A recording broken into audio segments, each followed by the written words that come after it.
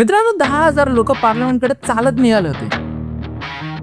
त्यांना फार पुढे जाता आलं नाही. बॅरिगेट्सला हात लावताच टिअर गॅस, बॅटन्स, टोटल किओस सुरू झाला. दिवस संपेपर्यंत 180 लोक जखमी झाले होते. 70 जणांना डिटेन केलं होतं. हे सगळं होत असताना या पार्लमेंट मार्चच्या फक्त 3 दिवसाआधी एका माणसाला त्यांच्या प्रोटेस्ट साईट वरून स्ट्रेचर वरती बाहेर काढलं गेलं. काही आठवड्यापूर्वी लोक ऑनलाईन जोक मारत होते, सोनम वांगचुक विल डाय. ते जवळ मरायला आले होते आणि तरी लोक त्यांच्या प्रोटेस्ट स्टेज वरती गेले. तिथे ऍक्च्युअली काय बोललं जात होतं ते जरा ऐका. नीता के पति का नाम ले लेके नीता के पति का काम कर रहे हैं.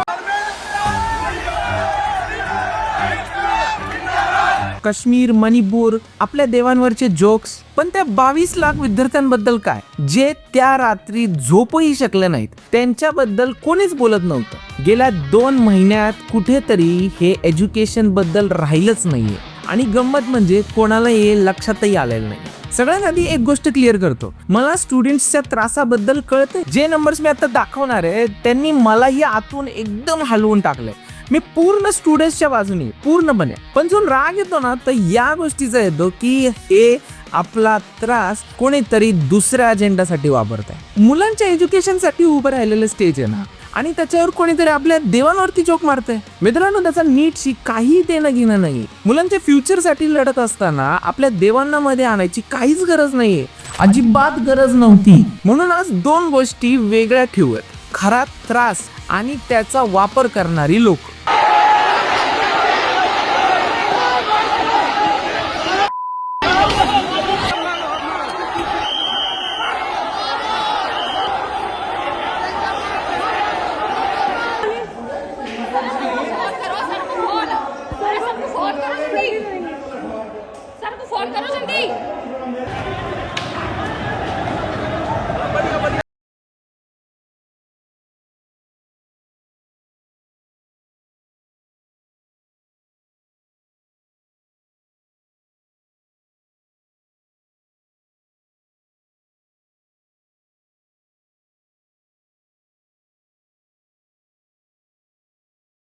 सगळ्यात आधी एक गोष्ट क्लिअर करतो, मी CJPला सपोर्ट करत नाही. मला त्यांच्याबद्दल पुरेशी माहिती नाहीये आणि सध्या तरी मला त्यांचा फायनल एंड गेम माहितीच नाहीये. ते कुठे थांबणार आहे हे माहिती नाहीये.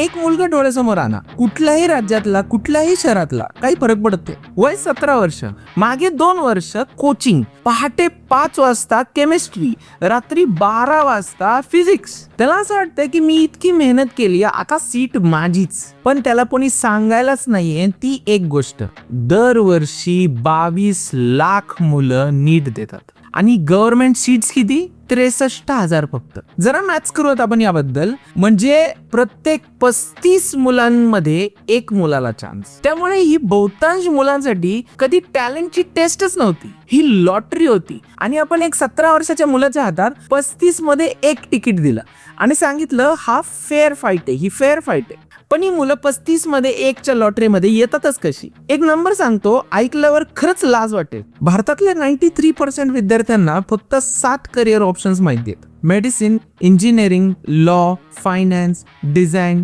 कम्प्युटर आणि मॅनेजमेंट. 7. पण या बाहेरच्या जगात, या पुस्तकाच्या बाहेर आधीपेक्षा जास्त करिअर पाथ्स आहेत. आपण अख्खी एक पिढी 7 दरवाजाच्या फ्रेम मधून ढकलतोय अशा इमारतीमध्ये जिथे 250 दरवाजे आहेत. आणि त्या 7 मध्ये डॉक्टर सगळ्यात वर. कारण आपल्या घरामध्ये डॉक्टर म्हणजे नुसती नोकरी नाही, ती फॅमिलीची इज्जत आहे. मुलांना ते खरंच जमतं का हे कोणी विचारत नाहीये. फक्त हे विचारतात की हे सहन करायची त्याची ताकद आहे का? कर्नाटकमध्ये एक स्टडी झाली, 570 पैकी 87% विद्यार्थ्यांनी स्वतः सांगितलं की ते स्वतःचं स्वप्न नाहीये, ते आई वडिलांच्या समाधानासाठी हे करतात.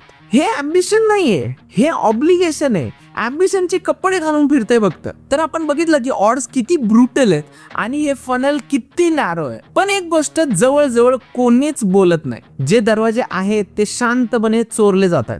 1 नंबर पासून सुरुवात करूयात, जो सरकार आपल्यापासून लपवायचा प्रयत्न करते. ऑफिशियली भारतात प्रत्येक 1000 लोकांसाठी 1.23 डॉक्टर्स आहेत फक्त. टेक्निकली WHO बेंचमार्क पेक्षा खूप जास्त. हे बरोबर वाटत असेल, पण त्या नंबरमध्ये आयुर्वेदा, योगा, नॅचरोपॅथी आणि होमिओपॅथी प्रॅक्टिशनर सुद्धा डॉक्टर्स म्हणून मोजले आहेत. हे सगळं बाजूला काढा आणि फक्त हार्ट अटॅक, सर्जरी, इमर्जन्सीसाठी ट्रेन असलेले डॉक्टर्स मोजा. रेशो 0.7 ते 0.8 प्रति हजारावर येतो. नीती आयोगच्या एका मेंबरनी ऑफिशियली सांगितलंय एक डॉक्टर प्रति 1000 लोकांसाठी फक्त एका गरीब लो इन्कम देशासाठी ठीक आहे, पण डेव्हलप्ड भारताला 3 डॉक्टर्स प्रति 1000 लोकांसाठी लागणार आहेत. आता हे गणित मला का घाबरवतात ते सांगतो. सध्याच्या रेटनी स्पेशलिस्ट ट्रेन करत राहिलो तर नीती आयोगच्या नंबर्स प्रमाणे आपल्याकडे पुरेसे जनरल सर्जन यायला 34 वर्ष लागतील आणि पुरेसे कार्डिओलॉजिस्ट यायला 82 वर्ष लागणार आहेत. हे कुठलीही प्रोफेसी नाहीये, हे फक्त मॅथ्स आहे सध्याच्या ट्रेनिंग पाईपलाईनच्या आउटपुटचा वर्षानुवर्ष वाढणाऱ्या पॉप्युलेशन समोर. जोपर्यंत दरवर्षी स्पेशलिस्ट किती ट्रेन करायचे हे बदलत नाही तोपर्यंत हा गॅप आपल्या हयातीत तरी बदलत नाही. तर मग इतके डॉक्टर्सची गरज असूनही आणि लाखो केपेबल स्टुडंट्स असूनही आपण दरवाजे बंद का ठेवतो? कारण एक माफियाला ते दरवाजे विकायला जमतात.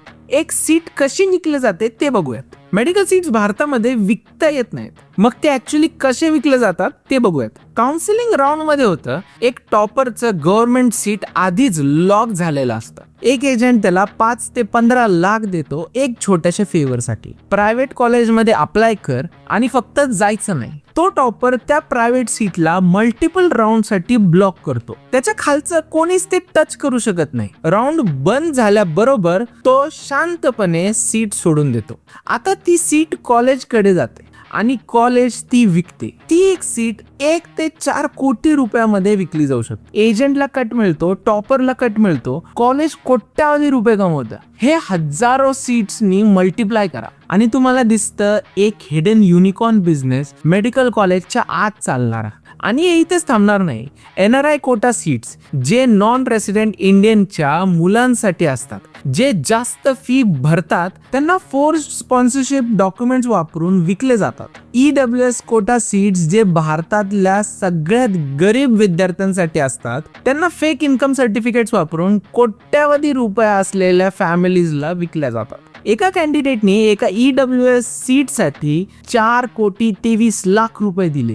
जी सीट अशा कोणासाठी तरी होती ज्याला पुस्तक सुद्धा परवडत नाही. Indian medical commission surprise inspection घेत असतं कॉलेजकडे खरंच फॅसिलिटी आणि इन्फ्रास्ट्रक्चर आहे का हे बघायला. CBIला सापडलं की इन्स्पेक्शन शेड्यूल्स आधीच लीक होतात. म्हणजे कॉलेजेस त्या एका दिवशी फेक प्रोफेसर्स हायर करू शकत होते, फेक पेशंट्स आणून ठेवू शकत होते आणि इन्स्पेक्टर्स गेल्यावर त्यांना परत पाठवून देऊ शकत होते. हाच खरा रोग आहे मित्रांनो. नीट पेपर लीक ज्यांनी या सगळ्याची सुरुवात केली तो फक्त एक दिसणारा सिम्पटम आहे वर्षानुवर्ष सीट बाय सीट विकल्या जाणाऱ्या या सिस्टीमचा. आता सांगतो या सगळ्याची खरी किंमत काय. 80% मेडिकल स्टुडंट्स बर्नआउट रिपोर्ट करतात. 37,000 मुलांनी NMCच्या स्वतःच्या सर्वेमध्ये सांगितलं सिरियस मेंटल इश्यूज आहेत त्यांना. आणि गेल्या 5 वर्षात 122 मेडिकल स्टुडंट्सनी स्वतःचं आयुष्य संपवलं. हा अपघात नाहीये, हे काही वाईट वर्ष नाहीये. हे तेव्हा होतं जेव्हा एक लॉटरी, एक फनल आणि एक माफिया तिन्ही जण एकाच वेळी एका मुलाच्या मानगुटीवर बसतात. म्हणून याची जबाबदारी कोणीतरी घ्यायला हवी. त्या 17 वर्षाच्या मुलांनी नाही जो 2 वर्ष धड झोपला नाही, त्या आई वडिलांनी नाही जे घाबरले की आपलं मूल कमी ठरलं तर काय. ही सिस्टीम आणि ती चालवणारी लोक. म्हणून या व्हिडिओमध्ये स्पष्टपणे सांगायला हवं फक्त रेजिग्नेशननी हे फिक्स होणार नाहीये. एक माणसाला एक करप्ट मशीनच्या डोक्यावरती बसून ती मशीन बदलेल अशी अपेक्षा करू शकत नाही. फक्त एक माणूस एक खराब सिस्टीमला एकटा सामोरं नाही जाऊ शकत. तर मग खरी अकाउंटेबिलिटी कशी दिसते दाखवतो. भारताचे प्रेसिडेंट व्हायच्या खूप आधी डॉक्टर APJ अब्दुल कलाम इस्रोमध्ये एक तरुण सायंटिस्ट होते. त्यांच्या सिनियरनी त्यांना एक गोष्ट शिकवली होती जी त्यांच्या आयुष्यभर सोबत राहिली. मिशन यशस्वी झालं तर क्रेडिट टीमला द्यायचं, मिशन फेल झालं तर टीम लीडरनी पुढे येऊन स्वतः जबाबदारी घ्यायची. ज्युनियर इंजिनियर नाही, ग्राउंड वरचा टेक्निकल नाही, लीडरनी. हा काही स्लोगन नाहीये. लीडरशिपची खरी किंमत ही अशीच असते. आता हे इथे लावूयात. क्लिअरली कुठल्याही पॉलिटिकल अटॅक शिवाय नवीन एज्युकेशन पॉलिसी यशस्वी झाली तर क्रेडिट आपल्या एज्युकेशन मिनिस्टरला मिळाला. फाईन, बरोबर. तर मग नीटचे पेपर लीक झाले, तेही एकदा नाही वर्षानुवर्ष, तर त्याची पण जबाबदारी त्याच मिनिस्टरनी घ्यायला हवी. हा मुद्दा कुठल्या पार्टीचा नाहीये, हा मुद्दा त्या जॉबचा आहे. सिस्टीम फेल झाली, पण कॅप्टन म्हणून जबाबदारी स्टेअरिंग व्हील धरणाऱ्याचीच असते. मला खरंच वाटतं मे महिन्यात जेव्हा लीक पहिल्यांदा झाला होता, तेव्हाच जर जबाबदारी दाखवली असती तर आपण आज या गोंधळामध्ये उभे राहिलोच नसतो. पण त्या जबाबदारीऐवजी आपल्या हातात आलं काय? आठवडाभर गोंधळ फक्त. हॅशटॅग्स, आउटरीचचे सायकल्स आणि सायकल्स परत आले. आणि त्या गोंधळामध्ये कुठेतरी एक जेन्युइन स्टुडंट मुवमेंट शांतपणे भलत्याच गोष्टीमध्ये बदलली गेली. जरा बघा त्या स्टेजवर एक एक करून काय काय होत होतं. बस नाम रहेगा अल्लाह का. एक पाकिस्तानी कवीची 45 वर्ष जुनी एक मिलिटरी डिक्टेटरशिप वरती केलेली कविता भारताच्या स्टेजवर गायली जाते, जणू तो आत्ताचा भारत पण त्याच्यासारखाच आहे. सीता के पति का नाम ले लेके मीता के पति का काम कर रहे हैं. मग एक स्टँडअप कॉमेडियन माईक घेतो, सरकारवरती टीका करता करता सीतेच्या पतीच्या नावावरती जोक मारतो आणि मुवमेंटचा, त्या प्रोटेस्टचा स्वतःचा फाउंडर हसताना दिसतो. याचा 63,000 सीटाशी, पेपर लीकशी काहीच संबंध नाहीये. स्वतःलाच विचारा ना, एज्युकेशनच्या प्रोटेस्टवरती काश्मीरचे मुद्दे कशाला हवेत? आपल्या देवावर जोक कशाला हवेत? ज्यांनी आधीच भारताच्या सिक्युरिटी फोर्सेस विरुद्ध नरेटिव्ह पसरवले त्यांना माईक कशाला? आणि एक गोष्ट खरंच विचार करण्यासारखी, आपल्या भागात ही पहिल्यांदा होत नाहीये. ही एक जेन्युइन युथची प्रोटेस्ट काहीतरी मोठ्या गोष्टीला फ्युल बनवते. बांगलादेश 2024 जॉब कोटावरचा एक स्टुडंट प्रोटेस्ट अख्खं सरकार पाडून थांबला. नेपाळ 2025 ऑनलाईन ऑर्गनाइज्ड झालेल्या एक युथ लेड मुवमेंटनी स्वतःच लीडरशिप बरखास्त केलं. कोणी हे म्हणत नाही की इथे तेच होते ऑटोमॅटिकली, मी असं म्हणत नाहीये.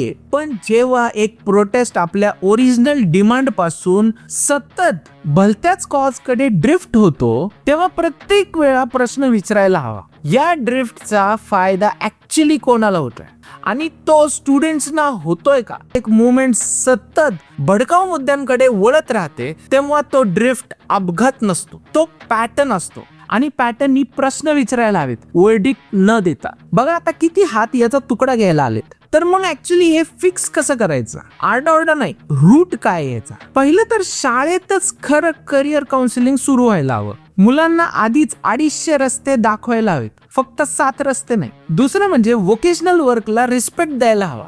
अशी कामं ज्याच्याशिवाय ही पूर्ण सोसायटी अजिबात चालू शकत नाही. तिसरा, हा जो स्कॅम आहे सीट वाचून ठेवायचा, याला मुळापासून संपवलं पाहिजे. अमेरिकेने ही डेकेड्स आधी सॉल्व्ह केले. तुमची मॅच सीट सोडली तर तुम्हाला वर्षासाठी बॅन केलं जातं, तुमचं नाव लिस्ट होत नाही. हेच लॉजिक इथे अप्लाय करा आणि हा पूर्ण ब्लॉक अँड रिलीज स्कीम एका रात्रीत कोसळेल. चौथं, एक असं रेग्युलेटर जो सरकारमधलं कोणीही कंट्रोल करू शकत नाही. इतका चांगला पगार दिला की करप्शन टेम्पटिंग वाटणारच नाही आणि इतकी कडक शिक्षा की रिस्क घेण्याची हिंमतच होणार नाही. खरं उत्तर हेच आहे आणि ते कम्फर्टेबल नाहीये. ही सिस्टीम अपघातातून तुटलेली नाहीये. ज्या आई वडिलांकडे 10 लाख रुपये देऊन लीक्ड पेपर विकत घ्यायची ऐपत आहे किंवा 1 ते 4 कोटी रुपये कॉलेजच्या सीटसाठी द्यायची ऐपत आहे, त्यांना ही सिस्टीम रिवॉर्ड देते आणि ज्यांच्याकडे नाहीये त्यांना शिक्षा देते. ती फॅमिलीच्या हट्टीपणाला आणि बँक बॅलन्सला मोजते, मुलांच्या टॅलेंटला नाही, अजिबात नाही. आणि आता तो भाग जो मला तुम्ही अक्षरशः लक्षात ठेवा असा वाटतो तो सांगतो. हा फक्त मेडिकल सीटचा प्रश्न नाहीच आहे, हा ॲटिट्यूड दिसतो. हाच ॲटिट्यूड दिसतो जेव्हा कोणी क्यू जम्प करतं, पैसे चारतं किंवा एक डिझर्व करणाऱ्या कोणातरी एकाची संधी हिरकावून घेतं फक्त स्वतःचा फायदा होतोय म्हणून. नीटमध्ये हे सगळ्यात स्पष्ट दिसतं इतकंच, बाकी सगळीकडे हेच चाललंय. हे असंच होत राहील, लीक असो किंवा नसो, प्रोटेस्ट असो किंवा नसो, जोपर्यंत आपण चिल्ला पुकार आरडाओरडाला रिफॉर्म समजणं थांबवत नाही आणि जोपर्यंत आपण स्वतः स्वतःला पटवणं थांबवत नाही की फायदा आपलाच होतोय तोपर्यंत घेणं ठीक आहे, तोपर्यंत काही खरं वाटत नाही. सरकारला प्रश्न विचारलाच पाहिजे, खरी अकाउंटेबिलिटी मागितलीच पाहिजे, हा आपला हक्क आहे. पण कुणालाच आपल्या मुलांच्या फ्युचरला ढाल बनवून अशा लढाईसाठी वापर करू नाही दिला पाहिजे जी आपल्या मुलांसाठी कधी नव्हती. So that's it from my side guys. This is me Sahil Arekar, thinking out loud. जर तुम्हाला पटलं तर शेअर करा,